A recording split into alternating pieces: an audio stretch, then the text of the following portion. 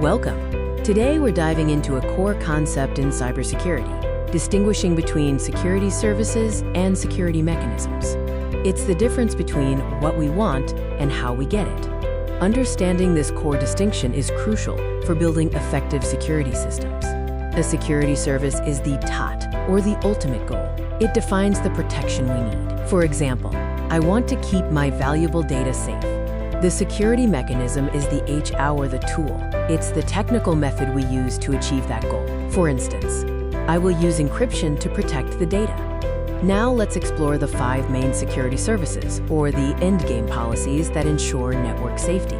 First, authentication. The goal is verifying the identity of a user or system. The real-life analogy is showing your ID. Digitally, it's entering your username and password. The key question here is, who are you? Next is access control. The goal is limiting resource access to only authorized users. Think of a security guard stopping people without tickets. Digitally, this is a firewall blocking unauthorized entry. The question is, can you come in? Data confidentiality is the goal of protecting data from unauthorized disclosure.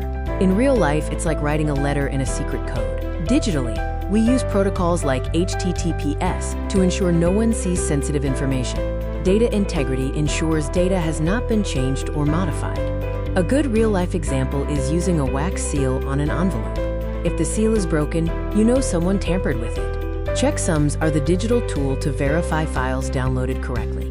Finally, non-repudiation. The goal is to prevent a sender from denying they sent a message. This is like a registered post requiring a signature. Digitally, this is achieved through digital signatures, making a document legally binding.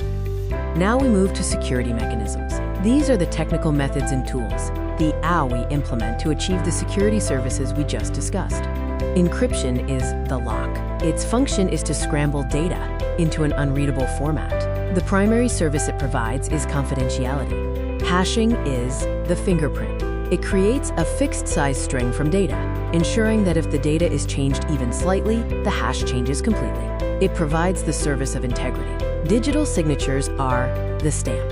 This mathematical technique validates authenticity and is powerful because it provides authentication, integrity, and non-repudiation. Access control lists, or ACLs, are the guest list. They are lists of permissions attached to an object, defining what different users are allowed to do. ACLs provide the service of authorization. Biometrics are the biological key, utilizing fingerprints, retina scans, or Face ID for identification. This mechanism provides the service of authentication. Let's summarize these crucial relationships between the goals and the tools. These mappings are crucial for any security exam. Remember, confidentiality uses encryption, integrity uses hashing, authentication uses passwords or biometrics, authorization uses ACLs, and non-repudiation uses digital signatures. A common point of confusion is authentication versus authorization. Authentication asks, who are you? ID check. Authorization asks, what are you allowed to do? Permission check. They are distinct steps in security.